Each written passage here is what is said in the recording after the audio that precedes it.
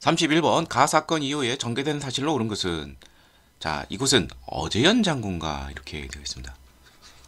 자 어제연 장군 바로 신미양요 때 광성보 혈전의 지휘관이죠. 예. 자 흥선대원군 때 두 차례 양요가 있었는데 신미양요는 어제연 장군의 광성보 전투, 그 다음에 병인양요 때는 두 사람을 외워둬야 되죠. 문수산성에서 한성근, 그 다음에 정족산성에서 양헌수, 이렇게 정리하시면 되겠습니다.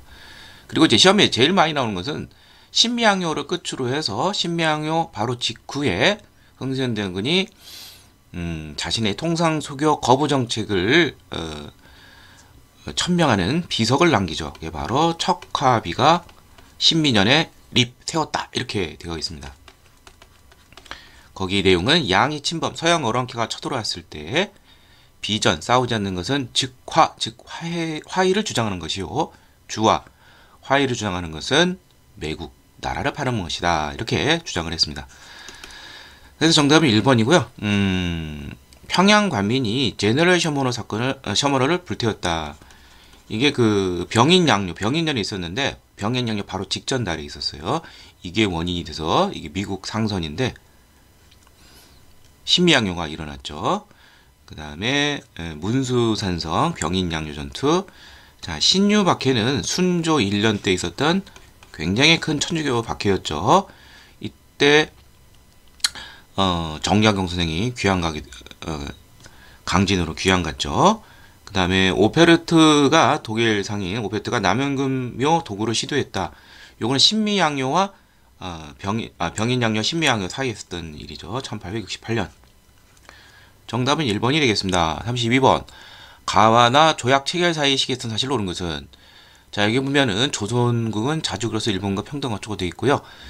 일본국 인민이 조선국 지정의 항구에 머무르는 동안 죄를 범한 시 조선국 인민에 관계된 사건은 모두 일본국 관원이 심리하여 판결한다. 이른바 영사재판권 또는 이제 치외법권이라고 그러고, 이 조항이 나오는데 일본하고 한 거죠. 따라서 이것은 최초의 근대 조약인 강화도 조약이 되겠습니다. 그 다음에 대조선 군주와 대미국, 미국하고 조약을 맺은 거죠. 여기 보면 미국 상인은 어쩌고저쩌고 쭉 나왔는데 모두 세금을 바쳐야 하며 세금을 거둔 거니 조선이 자주적으로 행사한다. 관세 조약이 들어가는 거 바로 조미, 수호, 통상 조약이 되겠습니다. 자 여기는 이런 것처럼 관세를 내요. 협정 관세인데 또 뭐 거중 조정이래 가지고 조선에 문제가 생기면 미국이 개입을 해서 도와주겠다는 이런 내용도 있어요. 그런데 문제는 여기도 불평등한 내용이 있죠. 여기 나온 것 같은 이제 치해화권 문제, 그리고 그 강화도 조약 때 이제 연안 침략권이 있었죠.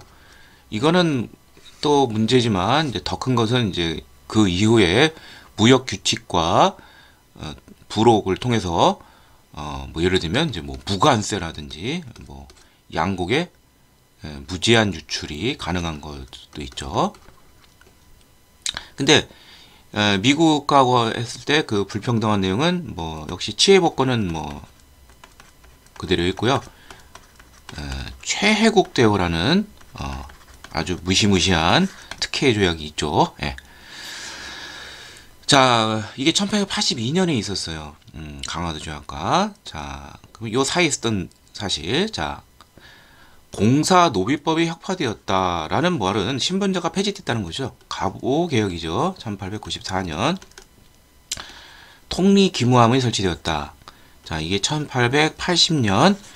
자 개항 이후 강화도 조약 이후 개화 정책을 총괄하기 위해서 통리기무함을 설치하고 그 아래 12사 이제 근대적인 그러한 이제 정책을 펼치기 위해서 이게 설치가 되었어요. 그래서 정답은 2번이 되겠고요. 한성 전기 회사가 설립이 되었다. 자, 뭐 미국하고 개항하기도 전에 뭐 이런 이게 설립될 리도 없겠죠. 예. 이거는 이제 대한제국 시기인 1898년 미국 콜브란에 합작을 해서 설립을 하게 되었습니다. 건양이라는 독자적인 연호가 채택이 되었다. 이거는 이제 을미개혁하고 관련이 되어 있습니다. 을미개혁이 1895년 10월에서 1896년 2월까지 있었죠. 행정구역이 8도에서 23부로 개폐됐다. 가보개혁을 좀 더 구체적으로 나누자면 이제 공사노비법 혁파, 과거대표 이런 건 1차 개혁이고요. 그 다음에 1차 개혁이 이제 7월에서 그해 12월까지 있었고요. 해가 바뀌어서 1895년, 94년 12월, 음력으로 보면 12월이고요. 이때부터 1895년 7월 요 사이에 2차 가보개혁이 있는데 이때 23부 체제 8도에서 2차 가보개혁이 되겠습니다. 자, 그래서 정답은 2번이 되겠고요. 33번 다음 자료에 나타난 사건. 자, 여기 보면 성난 군중 수백 명이 갑자기 공사관을 습격하고 조선 주재 공사 하나부사라고 되어 있죠. 그러면 일본 공사관을 습격한 거네요. 그리고 민씨 척족 왕궁 가서 민비를 죽이려 들고 그 친족들 척족 세력도 습격을 했다. 바로 이모군란 사건이죠. 1882년 6월에 있었는데 음력. 자, 이 원인은 뭐냐? 바로 구식군대 개항 이후 통일기무하면은 이제 군제 개혁을 하게 되는데 기존의 5군형을 2형으로 줄였죠. 구식군대가 되는데 무의형과 장어형 그리고 신식군대 별기군을 두었습니다. 근데 차별대가 너무 심해요. 별기군에게 너무 잘 내주고 얘네들은 급료도 밀리고 받았는데 13개월 만에 받았는데 모래가 섞여 있어요. 폭발하게 되죠. 이 원인이 빈시척족들의 그런 부패 이거하고 관련이 있죠. 그리고 일본과 이제 교육을 하면서 우리의 민중들의 삶이 더 좋아진 게 아니라 더 나빠지고 일본에 대해서 이제 갈수록 안 좋은, 왜냐면 뭐 양국의 무제한 유출도 있었고요, 등등등등. 그래서 또한 군대가 이제 그 별기군 교관을 죽이고 일본 공사관을 습격을 하겠습니다. 예. 그래서 정답은 바로 4번이 되겠고요. 그러자 이제 민비는 이제 뭐 도망가고요. 흥선대원군을 불러서 정권을 맡기고 이런 개화 정책을 올 스톱 시킵니다. 그러나 민씨 척족 세력 등은 이제 청을 불러들여서 이단을 진압을 하고 오히려 청이 조선에 대한 간섭이 더욱 심해지게 되는 결과를 가지게 되죠. 자, 그래서 나중에 이제 갑신정변의 원인 대청의 그러한 청나라의 압박이 너무 강해서 문제가 생긴 거죠. 개화 정책이 후퇴하고. 자, 전주 하약은 동학 농민운동 당시 농민군과 조선 중앙정부 사이에 화약을 맺는 것이죠. 그래서 그 이유는 이제 또 외세가 또 개입이 돼요. 이거 진압을 못하니까 민비 등 이 세력들이 친청 세력들이 이제 청나라 군대 이모군란 때 청나라 군대가 들어갔고 가신정비대도 또 청 들어오고 또 청을 원병으로 정했는데 텐진 조약에서 일본 군대도 들어오고 하니까 외세가 개입이 되니까 화해를 맺고 이제 패전 계획을 단행하는 거죠. 입헌 군주제 수립을 목표로 정했다. 그렇게 거창한 정치적 목적을 갖고 전개된 것이 아니라 우발적인 것이죠. 예, 틀렸고요. 입헌 군주제 수립을 목표로 정한 것은 오히려 갑신정변이 되겠습니다. 일본 메이지 유신을 못 받아서. 예. 김기수가 수신사로 파견되는, 이제 수신사는 일본에 파견되는 것인데 1876년 강화도 조약이 체결 직후 이제 일본의 실정을 봐야겠죠. 그래서 수신사로 김기수를 보냈고요. 3일 만에 주동자들이 해외로 왕따 실패로 끝나. 이것도 역시 갑신정변하고 관련이 되어 있습니다. 그래서 박영효 김옥균, 서재필 등이 해외로 방문했죠. 서강범 등등등이. 정답은 4번. 34번 가 인물에 대한 설명을 한 것은 국어 연구의 앞장선.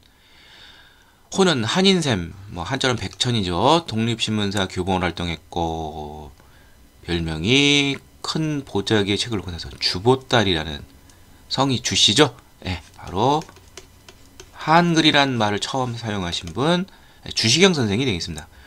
자, 주시경 선생은 우리말을 체계적으로 연구를 했고 최초의 한글 연구와 관련된 단체에서 일했죠. 그게 바로 대한제국내에 있었던 학부내 국문연구소에서 체계적으로 연구를 했습니다. 여기에는 이제 지석영 선생, 종독보로 유명한 이 사람하고 같이 연구를 했었죠. 그래서 정답은 1번이 되겠고요.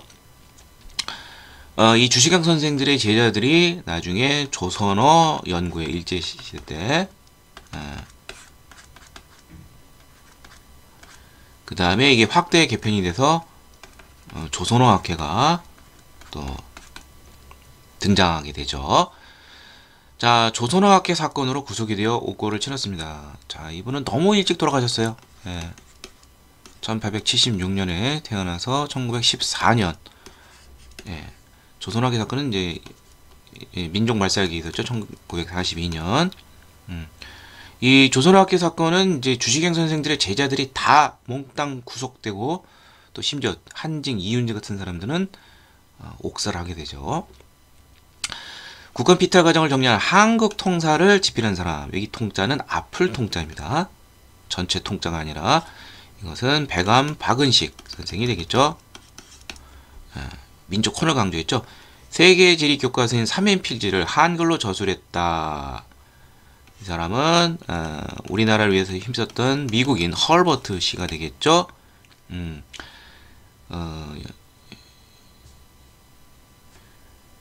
자, 그 다음에 여유당 전설을 간행하고 조선학 운동을 전개했다. 바로 이곳은 위당 정인보 선생이 대표적인 인물이 되겠습니다. 그리고 이제 헐버트가 이게 한국에서 개항기 때 이제 그 교사로 일했죠. 길모와 함께 바로 유경공원. 요거 좀 잘 알아두시기 바랍니다. 35번 다음 자료에 나타난 민족운동. 자, 우리나라가 채무 빚진 거죠. 외채 1300만원. 이걸 갚자 국민의 성금으로 국채보상운동이죠. 1907년에 있었는데 국민의 성금 뭐 단연 담배 끊고 여자들 뭐 금가락지 팔고 뭐 등등등등 뭐 이런 식으로 해서 갚자는 운동인데 대구에서 시작했죠. 대구 광문사에 김광재, 서상돈 이런 사람들이 처음 일으켜서 나중에 국채보상 기성회라는 조직을 통해서 여기에 대한매일신보 등 여러 거의 모든 언론들이 다 참여를 해서 이 운동이 폭발적으로 전개됐습니다. 일제는 여기에 대해서 여기 실무관사인 양기탁 대한매일신보하고 관련되고 심의랑 관련돼 있죠. 뭐 의원금 삥땅 쳤다 뭐 이런 식으로 모함을 해서 구속시키면서 동력을 일으키면서 끝나게 되죠. 자, 그래서 정답은 5번이 되겠고요. 나머지 보도록 하죠. 일제가 치안유지법을 정형. 이건 대한제국 시기이고요. 1907년. 치안유지법은 1925년에 바로 사회주의자와 천황제를 부인하는 자, 독립운동가 등을 이제 탄압하는 그런 법령이죠. 백정에 대한 사회적 차별 철폐를 요구했다. 1920년대 형평운동이 되겠죠. 진주에서 조선 형평사를 중심으로 전개됐습니다. 1923년 독립문 건립을 위한 모금활동을 전개했다. 이건 이제 독립협회가 되겠죠. 서재필이 주도해서 만든 그래서 상징적인 독립문을 독립의 상징으로 건축을 했죠. 1년 동안. 자작회 우리가 지은 거 쓰자. 토산 애용 우리 물품 쓰자. 부인회 등 단체. 바로 물산 장려운동이죠. 1920년대 일제가 관세령, 회사령 폐지 등으로 유리한 조건으로 조선 내로 들어오려고 하자 일본 자본이 우리 민족 자본을 키우자는 그런 운동이죠. 국산품을 애용해서. 예, 정답은 5번이 되겠습니다. 36번 밑줄근 이 단체에 대한 설명으로 오는 것은 이 편지는 비밀 결사인 이 단체 재물을 총괄한 전덕기가 안창호에 보낸 것이다. 안창호라는 분이 나오고 백오인 사건으로 이 단체는 해산이 되는데 이 단체 주요는 양기탁, 이승훈, 바로 비밀결사 애국계몽단체 신민회가 되겠죠. 1907년에 교직이 돼서 1911년 백오인 사건으로 해체되기 전까지 활약을 했습니다. 안창호, 양기탁, 뭐 거의 서북지역 독립투사들이 다 여기 참여했고요. 자, 여기 보다시피 애국계몽운동이기 때문에 교육과 산업으로 힘을 기르자는 것이 특징입니다. 교육과 관련해서는 여기 나온 것처럼 대성학교가 나오죠. 안창호가 세운 학교 대성학교, 이승훈이 세운 평북 종주에 세운 오산학교, 그 다음에 산업과 관련돼서는 자기회사라든지 태극서관 이런 것 등을 알아두시면 되겠습니다. 자, 그래서 정답은 태극서관을 운영을 했죠. 예. 정우의 선언의 영향으로 쓴 것은 신민에 많이 현혹시키기 위한 선지로 나오죠. 신간에 20년 뒤에 생기죠. 이건 좌우합작단체죠. 정우에는 사회주의 단체가 비타협적 민족주의자들과는 제휴할 수 있다. 이 선언이 1926년 11월에 있었고 그 이듬해 2월에 신간회가 나오게 되죠. 조선혁명선언을 신채우 선생이 작성한 조선혁명선언을 활동 지침으로 삼은 단체는 의열단이 되겠습니다. 김원봉이 이끄는. 예. 여기에는 이제 그 폭력적 투쟁을 정당화하는 내용이 있죠. 민중의 혁명. 예. 자, 그 다음에 일제 황무지 개강권 요구를 저지시킨 단체는 최초의 애국계몽단체 보안회가 되겠습니다. 1904년에 있었죠. 중추원 개편을 통해 의회 설립을 추진한 단체는 독립협회가 되겠고요. 독립협회가 허니 6조 건의에서 이 안이 마련이 되었었죠. 1898년 10월 허니 6조 내용이 있고, 예, 정답은 5번이 되겠습니다. 37번 밑줄근 시기에 볼 수 있는 모습으로 온 것은 이것은 일제가 임시 토지조사국을 설치하고 토지사업을 진행하던 시기 토지사업 바로 1910년대죠. 1910년대 일제 통치는 헌병경찰에 의한 무단 통치죠. 네. 자, 토지조사업도 근대적 토지 소유권을 확립한다는 명목으로 조사를 하는데 자진 신고를 해야 돼. 안 그러면은 다 조선 총독부로 넘어갈 수밖에 없죠. 자, 그리고 또 이 시기에 볼 수 있는 것이 또 이제 회사령이라는 게 있어요. 네. 회사 설립을 할 때 조선 총독부의 허가를 받아야 돼요. 우리나라 산업을 억제하는 것이죠. 그 다음에 사회 정치적인 것은 대표적인 것이 조선 태영령으로 대표되죠. 매지를 가는 거죠. 태영령이라는 거. 조선에게만 적용이 되는 아주 야만적인 형벌이고 이 헌병이 직결 처분권이 있어요. 재판을 거치지 않고 바로 형벌을 부과하죠. 직결내. 그 자리에서 태형, 매질도 가할 수 있는 것이죠. 자, 그래서 정답은 4번이 되겠습니다. 자, 경성제국대학에서 공부한 학생, 밀립대학 설립운동을 방해해서 일제가 경성제국대학을 설립을 하게 되죠. 1924년에. 볼 수가 없죠. 1920년대 근후에 신간의 자매단체 똑같이 해에 설립이 되고 또 똑같이 해체됐죠. 해소됐죠. 창립이 1927년이에요. 안 되고 보빙사 최초로 미국에 보낸 사절단이죠. 이건 개항기죠. 안 되고 검은도를 불법 점령하고 있는 영국 해군.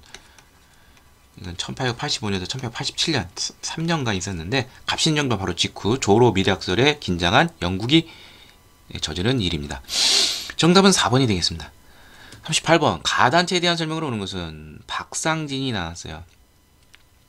박상진 또 뭐 최기중 이런 사람들이 바로 대표적인 1910년대 비밀결사 형태의 항일 조직. 자, 대한광복회를 조직한 사람들이죠. 그리고 이제 1910년대 또 나올 수 있는 게 이제 그 독립의금부라는 것도 있고요. 이거는 이제 그 임병찬, 최익현의 제자인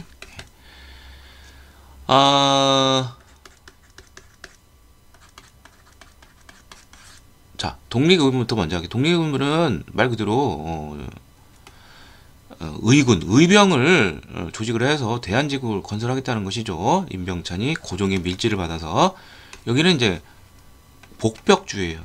제한제국을 다시 재건하겠다는 것이죠. 국권 반환서를 제출하려다가 실패했죠.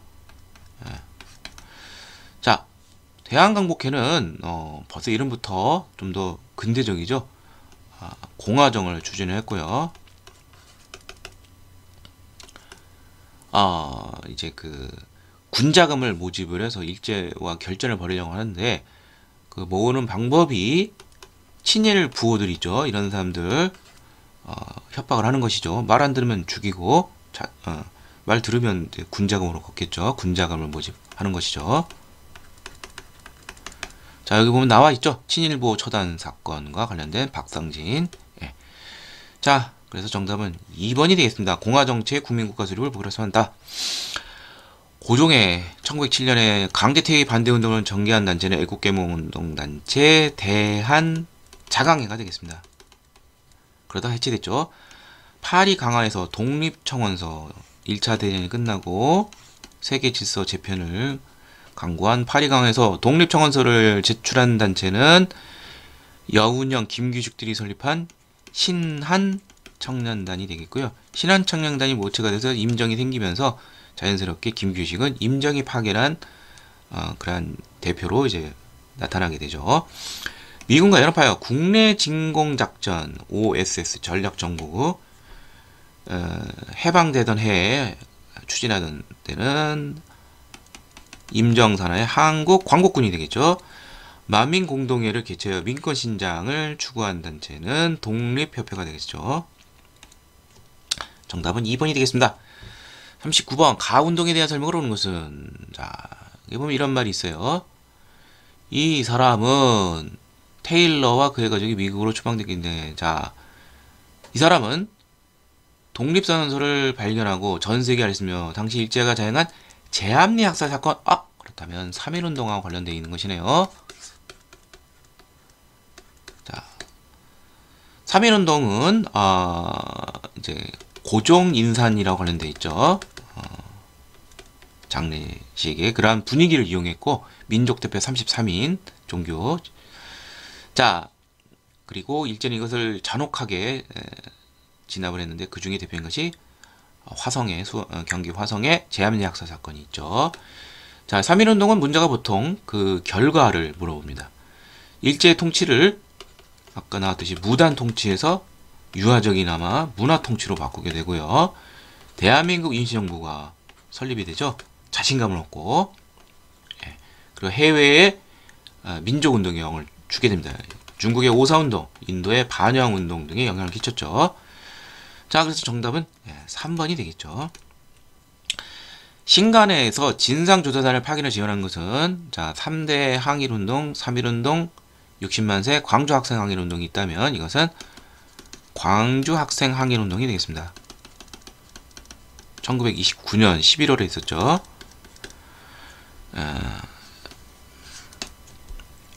그 다음에 순종 인산리를 장례식을 기로 만세운동을 전개한 거.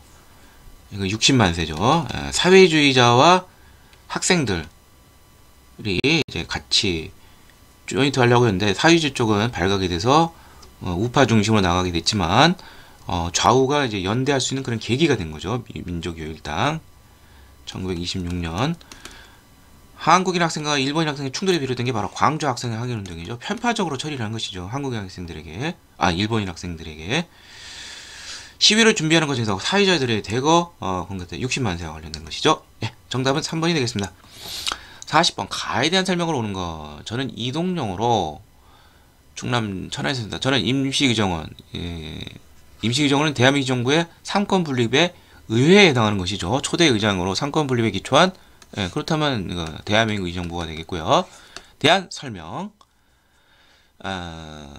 상해를 떠나 이제 1932년 홍코 공원 윤봉길 의사 의거 이후 일본이 거기를 점령하니까 충칭으로 나중에 1940년 9월에 정착하게 되죠. 이동을 하면서 양자강 따라서 대한민국 정부에 대한 설명이 되겠습니다. 자, 대한민국 정부는 이제 초기의 조직 형태, 자, 이런 그 독립운동 단체가 움직이려면 돈이 필요하죠. 그리고 최종적으로는 군대를 보유해야 되겠는데, 자, 그 어떤 식으로 임정이 운영이 되느냐, 자발적으로 내는 의원금도 있지만 애국의원금, 공채를 발행하게 됐습니다. 예. 독립공채. 그 다음에